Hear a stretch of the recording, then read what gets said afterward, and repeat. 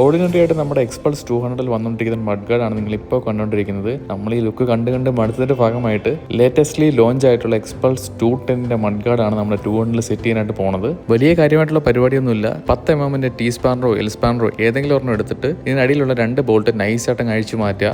അഴിച്ചെടുക്കാൻ കുറച്ച് ബുദ്ധിമുട്ടാണെങ്കിലും വണ്ടിയുടെ പുതിയ ലുക്ക് കാണാനുള്ള ത്വര കൊണ്ട് നമ്മൾ നൈസായിട്ട് നെറ്റും ബോൾട്ടും എല്ലാം അഴിച്ചു മാറ്റിയിട്ടുണ്ട്. അപ്പോൾ നമ്മുടെ 200ന്റെയും 210ന്റെയും മഡ് ഗാർഡാണ് നിങ്ങൾ ഇപ്പോൾ കണ്ടുകൊണ്ടിരിക്കുന്നത്. അത്യാവശ്യം നല്ല സ്പോർട്ടി ലുക്കും അതുപോലെ തന്നെ കുറച്ച് വീതി കൊണ്ട് 210ന്റെ പുതിയ മഡ് ഗാർഡ് വന്നിട്ട് ആദ്യമുള്ള 2 ഹോൾസിൽ ചെറിയ രീതിയിലുള്ള ആൾട്രേഷനും കാര്യങ്ങളും വരുത്തിയാൽ മാത്രമേ 200ൽ ഡയറക്റ്റ് ഫിറ്റ് ആയിട്ട് 210ന്റെ മഡ് ഗാർഡ് ഇരിക്കത്തുള്ളൂ.